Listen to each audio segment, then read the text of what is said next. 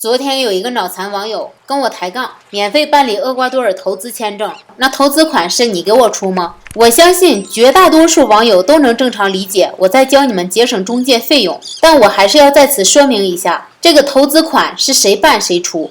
2年以后你可以把投资款取出，利息你可以每个月都取出。说让我给你出投资款，是脑残还是杠精？我知道我把自己不花钱办理签证的视频公布出来，损害了一小撮人的利益。其实以此牟利的人大可不必担心，因为经济条件好点的都会选择找中介或者律师代办，人家图个省心。我只想帮助那些经济确实紧张又迫切想出国的同胞们。我还没有忘记自己在墙里挣扎的窒息感，我还记得自己在出来之前在网上问那些先出来的华人，我想多了解一点国外的事情，他们都不肯跟你多说，因为他们怕你了解多了以后就会自己去办理签证，他们就不能在你身上赚到钱了。所以我要把当初关注的问题，我想了解的问题全部告诉你。现在还没有出来的人们，如果你们还有什么其他想知道但是我没有想到的，你们可以给我留言或者是私信，我一定会知无不言，言无不尽。我会分享给你们海外真实生活的方方面面，我会告诉你们这里的物价，这里的生活方式，这里的投资前景，让你们在国内对海外华人生活充分了解，然后再决定是去是留。本期视频我们主讲厄瓜多尔，厄瓜多尔的大宗商品价格，通过商品价格来看一下这个国家的经济水平。本次视频通过3个方面解析，分别是物价方面、服务价方面和公共价格方面。我们通过厄瓜多尔与中国大陆的物价对比，中国大陆10年前和10年后的对比，厄瓜多尔10年前物价和现在物价对比，来充分了解2个国家现在的物价差和通货膨胀系数。俗话说有钱走遍天下，首先我们从跨境取钱讲起。出国之前一定办理一个多币种银行卡，尽量选择 Visa。 银联的银行比较少，不太方便，这里的自动取款机一次最多可以取300美金，手续费2美金，其中 Pulau Bango 取钱没有手续费。出租车起步 0.5美金，起步价不包含公里数，起步开始跳表。白天最低消费 1.5美金，不足 1.5美金按 1.5美金收取，晚上最低消费2美金。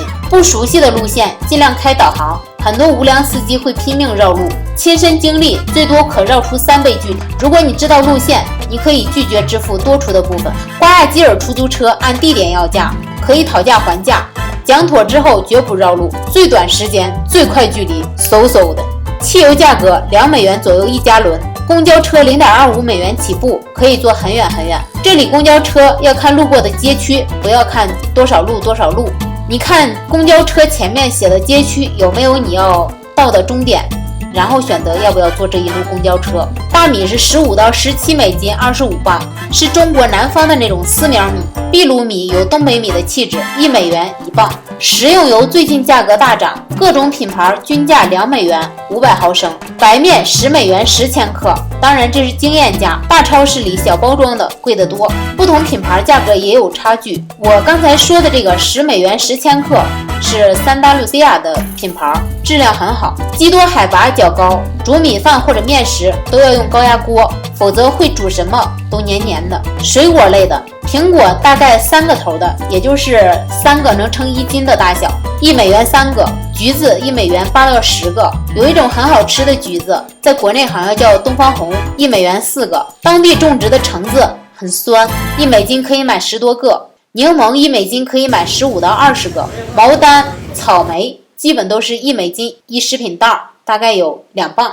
对了，这里最出名的是香蕉，各种各样的，有做菜的，有做主食的，还有当水果的。水果香蕉随便拿一根都很好吃。智利的车厘子在国内要100来块钱1斤，可以过来过瘾，便宜的时候1到2美元1斤，舍得吃撑的那种。还有中国高端市场可见的龟岛海参、琵琶虾，价格也比国内便宜1半以上。还有备受追捧的海马、鱼翅、黑马卡，都是平民可以消费得起的奢侈品。肉类，牛肉3.5美金1磅，猪肉2.6一磅，羊肉3美金1磅，鲅鱼1.5美金1磅，金枪鱼3美金1磅，去头的厄瓜多尔白虾2.6到3美金1磅，鸡肉2.6美金左右1磅，鸡蛋30个一托3.75美金，这是最近的价格，最近上涨了，之前6个月以前吧，可以买到3到3.2美金一盘的鸡蛋。这里做食品还是挺良心的，个人觉得。牛肉它会把牛肉里边的筋头巴脑都给去掉，是纯肉。然后虾它会把虾头去掉，基本上不能吃的东西它都不放在上面。当地蔬菜种类比较少，黄瓜1美金5根左右，是当地的那种老黄瓜。西兰花1美金1颗，正常大小的圆白菜1美金1颗，大白菜在这里叫中国菜，1.5美元2颗。小白菜、油菜、韭菜、香菜、菠菜基本都是1美元1把，大概有这么粗吧。土豆是这里的特色菜，种类特别多。我经常买一种红皮大土豆，1美金3磅，很好吃。大桶的纯净水，就是国内那种饮水机上放的大蓝桶的那种，2.5美金。5升的水1.5美金，500毫升的水0.5美金，1000毫升的可乐果汁一般1.5美金左右。啤酒1000毫升的1.5美金到2美金，500毫升的1美金左右。不同的品牌略微有差距。值得强调的是，这边啤酒比国内好喝太多，实实在在的麦芽和啤酒花。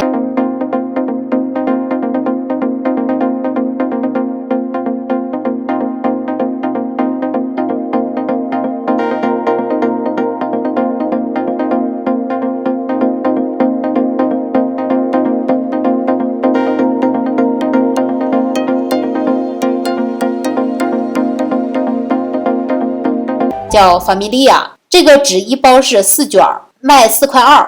这个是中国在这边生产的纸，一包是8卷，批发是4块，一般卖的话大概卖个6美金左右，均钩的话0.71到0.8美金这样。这个是当地1美金的纸，这个是中国产的8毛钱的纸，纸的差距很大，很明显。中国的这个纸很细腻，也很结实，当地这个纸非常松，量很少，又很差，很粗糙，遇到水很容易碎。洗衣粉500克一袋的1美金，洗衣液什么的都差不多。海飞丝的洗发水700毫升的14美金左右，其他品牌就什么价都有。海飞丝和潘婷是偏贵的，也是最常见的。手机、电脑等电子产品还有电器都要比国内贵个2-3成左右。文具和玩具也都偏贵，像这种最普通的笔记本也是性价比最高的，一共有90页，卖1美金。最普通的圆珠笔是0.4美金。以上价格都是我找到最便宜的价格，会有轻微的波动。除了这些以外，跟我们最息息相关的就是房子。房子价格我会单独出一期视频，